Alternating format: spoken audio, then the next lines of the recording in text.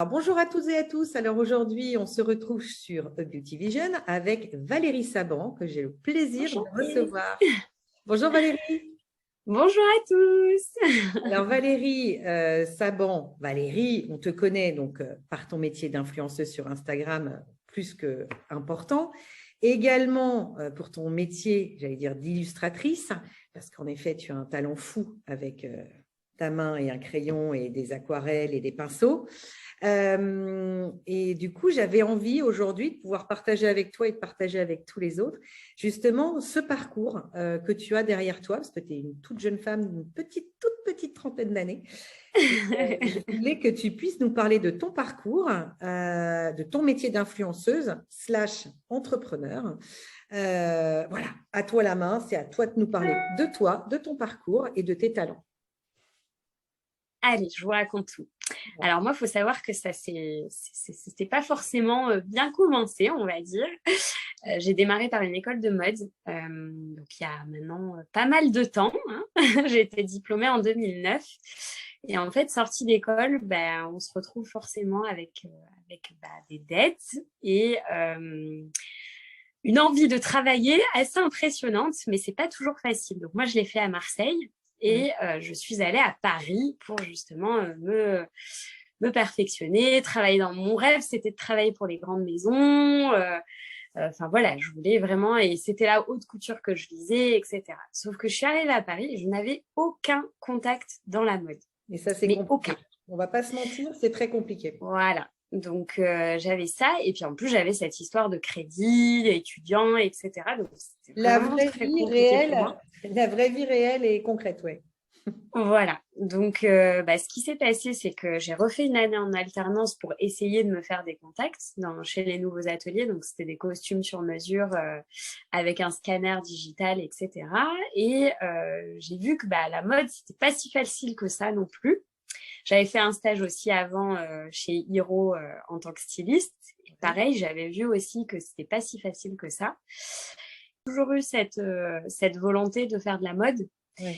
Et de travailler pour les grandes maisons. Et donc là, j'ai commencé au lieu de partir en vacances, de toute façon, j'avais pas les moyens, j'ai commencé à justement travailler pendant les Fashion Week en tant qu'habilleuse pour les défilés. Ça, il suffit Malin. qu'on ait des études dans la mode, on peut le faire. Ouais. Et donc là, j'ai fait pour Chanel. Donc Chanel, il faut savoir que les habilleuses, je ne sais pas si j'ai vraiment le droit de le dire, mais je pense que oui, c'est très timé, c'est au millimètre. Ah, Et c'est au en général, cordeau. les habilleuses, on défile à la place de notre mannequin la veille du défilé. D'accord. Donc ça, c'était super intéressant parce que du coup, on voyait, j'ai défilé devant Karl à l'époque. Ah ouais, Et, bravo. et ouais, et ce qui était super intéressant, c'est qu'on voyait les décors avant tout le monde. Bien évidemment, on n'avait rien le droit de divulguer. Et Ah surtout, vu qu'on était dans les backstage, donc par exemple pour Jean-Paul Gaultier, on voyait tous les vêtements de près en fait. ouais. Donc On les textiles, les touchait, matières. voilà. Donc ça, vraiment, ça m'a permis de garder ma passion en tête.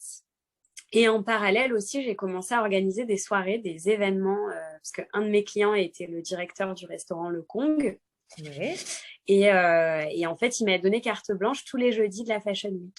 Donc moi, ce Génial. que je faisais, c'est, voilà, je donnais des petites invitations pendant les défilés, des invitations très secrètes que je donnais qu'à certaines personnes. Et après, on se donnait rendez-vous à cette soirée. Donc au début, il y avait 70 personnes. Puis la dernière que j'ai faite, il y avait 350 personnes. D'accord. Donc vraiment, Et on déjà, ne je veux pouvait dire quand plus même. faire rentrer tout le monde. Non, mais vraiment, enfin, ce qui est à noter là, c'est aussi de ce que tu me racontes entre ta formation, l'optique, etc. C'est que tu as quand même une grande capacité d'adaptation. Tu oses. Finalement, tu ne lâches pas. Enfin, c'est-à-dire que tu as un objectif et tu y vas. Exactement. Et puis, du coup, tu agrémentes aussi grâce à ton savoir-faire. Et donc, tu te mets à organiser des soirées pendant les Fashion Week au Kong. Bravo. Exactement. Et en fait, ça m'a permis d'avoir un carnet d'adresses, mais j'avais besoin encore d'aller plus loin. Ça Ouais. veut dire, j'avais besoin d'avoir un lien, j'avais besoin. Puis bon, l'optique, ça me plaisait, mais ça faisait déjà 5 ans que je faisais ça. Donc, je me suis dit, bon, j'ai envie un peu d'arrêter, mais je sais pas quoi faire. Et en fait, une amie de Dubaï, et là-bas, à l'époque, donc il y a 8 ans, Ouais. c'était beaucoup plus développé que nous, chez nous en France. Et elle m'a dit tout de suite, Valérie, je te vois être influenceuse. je te vois être sur les réseaux sociaux, tu es toujours la première à nous conseiller où nous habiller, qui connaît les endroits branchés, qui a des passe droits partout, qui connaît tout le monde, fais ça. Oui, ouais. Et en fait, elle a eu Là, cette brillante idée. tu dis folie ou tu te dis non, je fonce, j'y vais. Ah non, mais moi au début, j'étais là, mais c'est pas possible. Enfin, je suis qui? Quel est l'intérêt de faire ça? Mais pourquoi? Enfin, j'y croyais pas vraiment. Mais le bon questionnement, en fait, avant de commencer quelque chose, on est d'accord. Exactement. Et la remise en question, parce qu'il y a quand même aussi l'aspect financier qui rentre en jeu. Et au début, je me dis, je passe d'un salaire à me mettre au chômage, à entreprendre vraiment et à me lancer. Et puis même sans budget vraiment, parce que, voilà, faire un site. Non plus.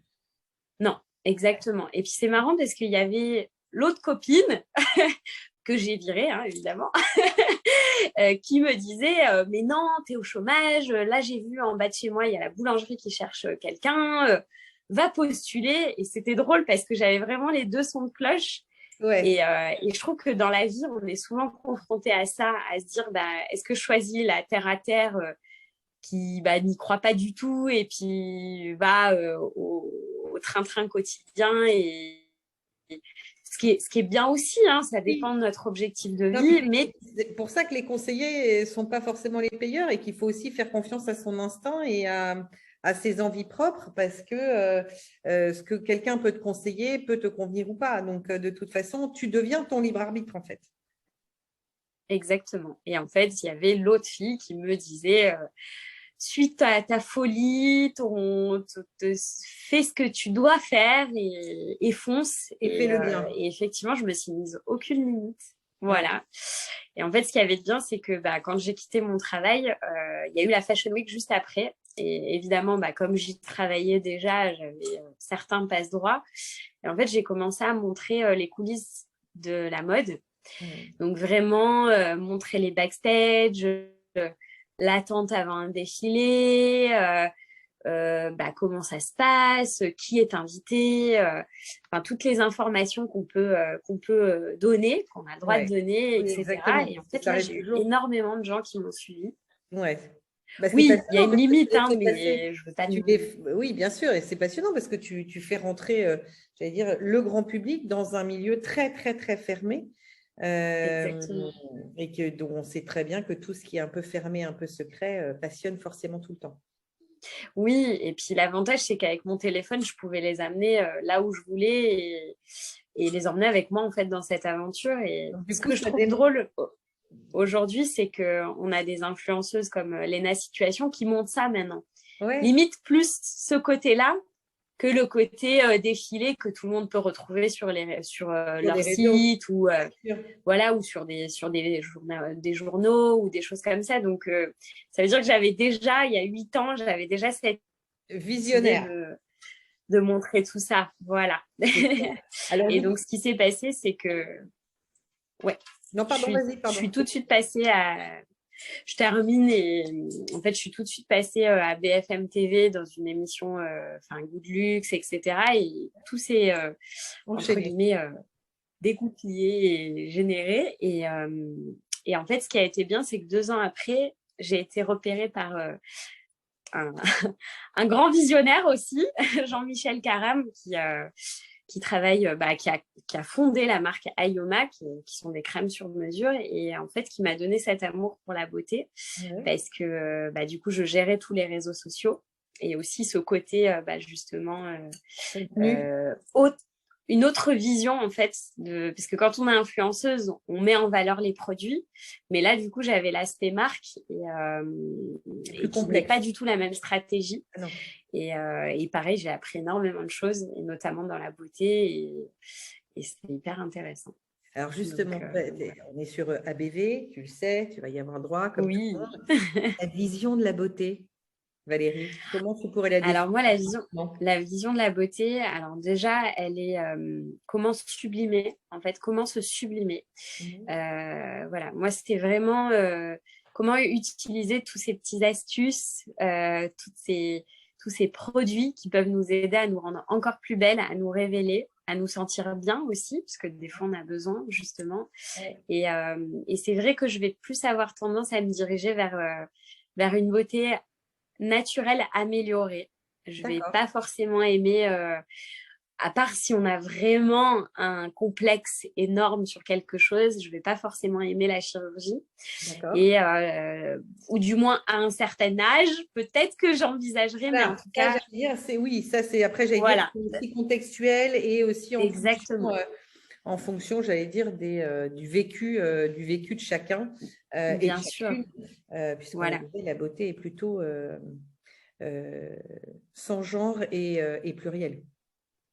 Voilà. Et puis, je vais même aller plus loin. Je trouve que des fois, nos petits défauts Ouais. sont nos qualités. Moi, par exemple, je sais que j'ai une dent qui est un petit peu, qui est juste là. Bon, il y en a certains qui me disent c'est le canon de la beauté, mais moi, au début, c'était mon plus gros complexe. Et en Ouais. fait, j'avais toujours dit, parce que mon papa est dentiste, et j'avais toujours dit, je rêverais de mettre des facettes, etc. Or qu'aujourd'hui, je serais incapable de faire ça, parce que c'est Voilà. ce qui marque mon sourire. Ah ben oui, et puis Et en effet, c'est magnifique les facettes, mais c'est tellement devenu impersonnel, je trouve que oui. Puis en fait, ça fausse notre sourire naturel, ouais, je et pense ça, je veux pas. il vaut mieux avoir des belles dents en bonne santé et un vrai sourire, c'est pas mal aussi. Même si je dois dire qu'un sourire facette, c'est quand même admirable, c'est très beau. On va pas se C'est mentir. beau, c'est très beau, hein, c'est C'est parfait, hein. plastiquement très beau. C'est plastiquement très beau, on va pas se mentir. Ça, Ah c'est oui. clair. Alors, on n'a pas reparlé, donc merci pour cette définition de ta vision de la beauté. Et on n'a pas parlé justement, mais ça, on va en parler dans cette petite partie sur tes projets et tes envies. Je sais que tu as commencé depuis quelques petites années maintenant, le confinement étant passé par là également, à développer, j'allais dire, cette partie en toi très artistique. Enfin, tu as toujours eu une approche artistique de par même ta Bien formation sûr. académique, mais justement sur tes illustrations. Est-ce que tu peux nous en parler? Oui, bien sûr. Bah, en fait, c'est vrai que pendant le confinement, bah, j'ai réfléchi à comment rendre mon art un petit peu plus abordable, on va dire, parce qu'à l'époque, je dessinais beaucoup des silhouettes mode Ouais. qui étaient très, très travaillées, très minutieuses et qui ressemblaient à des longs coupés. Et j'ai commencé à m'intéresser au line art, donc qui est vraiment une technique où bah, je peux vous montrer un petit Ouais, exemple très joli. Ah ouais, c'est où en très fait on va dessiner sans lever le crayon une image en ou fonction quelque de chose de l'inspiration. vivant. Voilà, exactement. Et moi, c'est vrai que vraiment mes inspirations principales, bah, c'est la féminité, le côté sensuel, le côté romantique et surtout beaucoup m'inspirer de la musique. Si on regarde bien tous mes dessins, on Ouais, a là, j'ai l'impression que ce l'impression sont des d'avoir. lignes, Ouais, voilà, et que j'écris une musique, une chanson d'amour ou des choses comme ça. Et même, enfin là, par exemple, il y en a un qui va sortir ce mois-ci pour Octobre Rose. ouais. Et en fait, c'est drôle parce que quand on le regarde, on a l'impression que c'est une clé de sol. Et en fait, c'est une poitrine que j'ai dessinée. Ah, ah, c'est de la Donc double voilà, lecture en plus que tu nous fais, bravo. exactement. Bon, en tout cas, c'est génial parce que, bon, on va pas se mentir, tu es une vraie entrepreneur. En Oui, effet, tu oses, tu as de l'audace, tu as des talents et tu les mets en musique et tu les mets en forme. Donc, pour tout ça, bravo Valérie. merci. Vraiment, bravo, bravo. Merci beaucoup. J'espère que nos échanges auront pu éclairer, j'allais dire, sur tes talents, tes compétences et tes métiers, puisque tu en as plusieurs. Et puis, j'espère qu'on se reparle très, très, très, très, très prochainement pour Bien sûr. que tu puisses nous parler de ces différentes étapes et de choses que tu es en train de mettre en place. Parce que je sais qu'il y a plein de choses, en fait, encore qui sont en train d'arriver. Mais là, on me dit dans l'oreillette qu'il va falloir qu'on rende l'antenne. Donc, Oh. écoute, je vais m'arrêter. En tout cas, Mais c'était un plaisir de partager cette interview et de partager ce parcours. Et en tout cas, ben, n'hésitez pas si vous avez des questions, des choses comme ça, à nous en faire part. On y répondra avec grand plaisir. grand Et plaisir. merci pour Vraiment, cette merci. écoute. Merci à toi, Valérie. Puis on se reparle et on se refait un point, d'étape ensemble très, très rapidement. Avec grand plaisir. Je t'embrasse. À Merci. très bientôt. Bye bye. Merci À à toi. bientôt.